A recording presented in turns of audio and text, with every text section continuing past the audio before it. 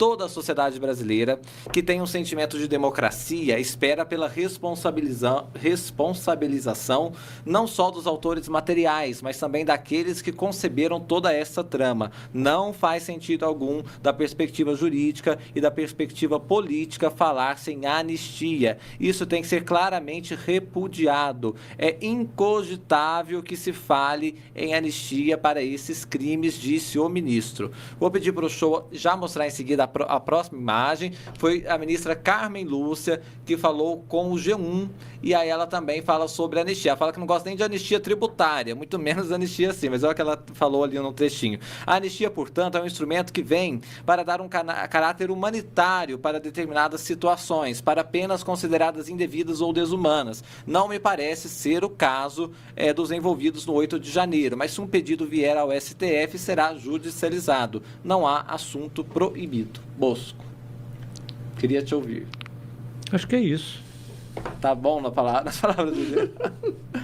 Quanto à anistia, já passou da época disso, né? A anistia... Passou da época de se discutir isso. Discutir né? isso não tem mais sentido nenhum. Não é? Os militares sabem trabalhar muito bem a sua comunicação, né?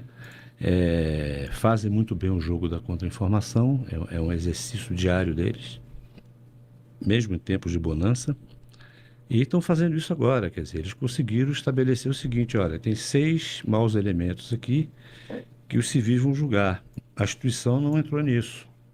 Isso está consolidado, isso é o que importa para eles, né? Agora, é evidente que figuras como Mourão, que é um conspirador nato, né?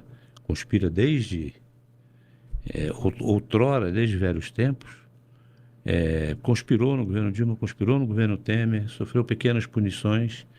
O Mourão não teve nem a confiança do Bolsonaro, que achou que ele ia traí-lo, né? E o Mourão agora, com mandato e tudo, vai ficar sempre provocando, né? Ele fez um discurso provocativo ao Lula, e o Lula não pode ficar sem dar essa resposta ao público dele. Isso aí tudo faz parte da estratégia. Por exemplo, você pedir anistia para os pobres coitados, né? Mas está mirando na sua própria. Hein? Mas está mirando na sua própria. Está abrindo a porta para a sua. Claro. Né? Então, eu acho um discurso completamente fora de momento, de timing. E sem base na realidade. Mas o que vale é o conjunto da obra. É anistia, é pôr o povo na rua, tentar emparedar o judiciário. Tem que fazer, isso faz parte do jogo. Mas não acho nada disso viável a essa altura. Foi o Bolsonaro num evento da pré-campanha, do lançamento da pré-campanha do Ramagem para a Prefeitura do Rio de Janeiro, né? E ele disse assim: não faltarão pessoas para te perseguir, para tentar te derrotar, vão te acusar de coisas absurdas, até de molestar uma baleia no litoral do Brasil. Poderia estar muito bem em outro país, preferi voltar para cá com todos os riscos que ainda corro. Não tenho medo de qualquer julgamento, desde que os juízes sejam isentos.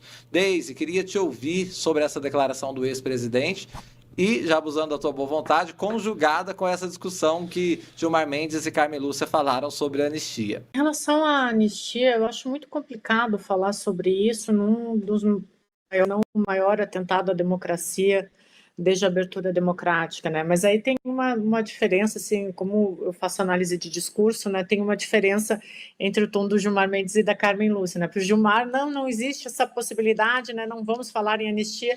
E a Carmen Lúcia já é um pouco mais moderada, né? Não, se o assunto tiver que vir ao STF, vamos discutir, né? Mas eu espero que no meio disso tudo e desse fomento a uma possibilidade de discussão de anistia, não se perca o que realmente importa, né? Foi um dos atentados mais graves da democracia, né? Então, esse é um ponto. Sobre a fala do ex-presidente Jair Bolsonaro, né? Ele faz aquilo que ele sempre fez, né? Ele tenta se defender, tenta mostrar para os seus eleitores e para essa parcela da população que votou nele de que ele é um injustiçado, de que o que está acontecendo com ele é pura e simplesmente um revanchismo e não a consequência de 4 anos de ataques às instituições, de ataque à ciência, de uma narrativa não linear que questionava tudo e a todos, né? Então é um processo que já vem dele, né? Ele tenta convencer essa bolha dele de que não existe no meio disso tudo um processo legal e simplesmente um revanchismo do judiciário contra ele, né? Nas análises, eu percebo que sim, eu acho que aqui no Brasil a gente está com uma caça às bruxas, né? Parece que é obrigatório. Tu sai da cadeira de presidência da República, tu vai sofrer algum processo, né? Isso tem acontecido desde a abertura democrática. Mas no caso do ex-presidente Jair Bolsonaro, como a gente está falando nele, houve motivos para que acontecessem investigações, para que acontecessem as operações da Polícia Federal, e aí vamos combinar, né? Todos nós aqui acompanhamos os 4 anos de governo dele, né? Se alguém disser que não teve ataque à democracia, questionamento de resultado de eleição, ataque ao STF, às instituições, bom, aí a gente precisa rever aonde que essa pessoa estava, né? Porque isso realmente aconteceu. O que a gente está vendo agora é o processo legal e o julgamento de tudo isso que ele fez durante 4 anos, né? A história segue correndo e fazendo o seu curso, né? Normal, era o que se esperava, né?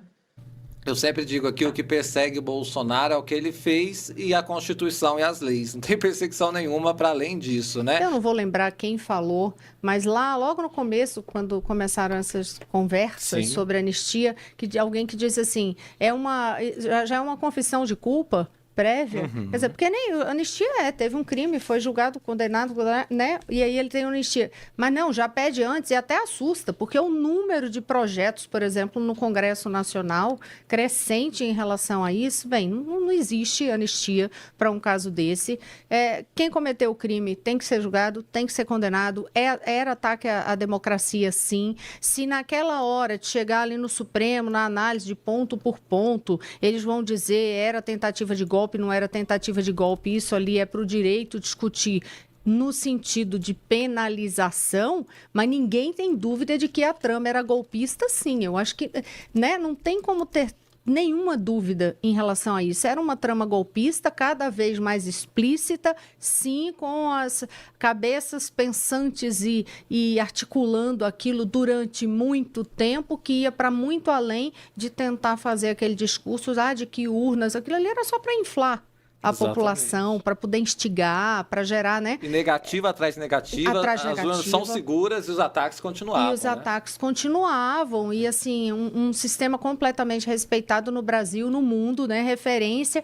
Então, a gente vê depois de tudo isso o que era, para chegar num ponto de que se ocorreu o que aconteceu com a invasão às sedes dos 3 poderes, com aquela destruição toda, e aí sim, agora a gente volta para aquela frase do Lula hoje de chamar o covardão. Por quê? Porque aí, de fato, também não tem como negar. Na hora que deixou todo mundo que foi incitado, que eu acho que a palavra é bem essa mesmo, né? Essas foram pessoas sendo incitadas ao longo dos anos para desacreditar aquele sistema que não tinha nada que apontasse que pudesse ser algum risco de fraude. Aí incita, e na hora que a confusão está, primeiro um gesto nada republicano, que foi se recusar a passar uma faixa. Que negócio absurdo. E aí, fora isso, sai do país. Literalmente deixa o circo pegar fogo e vai embora. Então, não tem o que se falar em anistia. Sinceramente, eu não acho que tenha que se falar em anistia numa situação dessa. É quase louco imaginar que estão falando, mas está falando, a gente precisa dizer.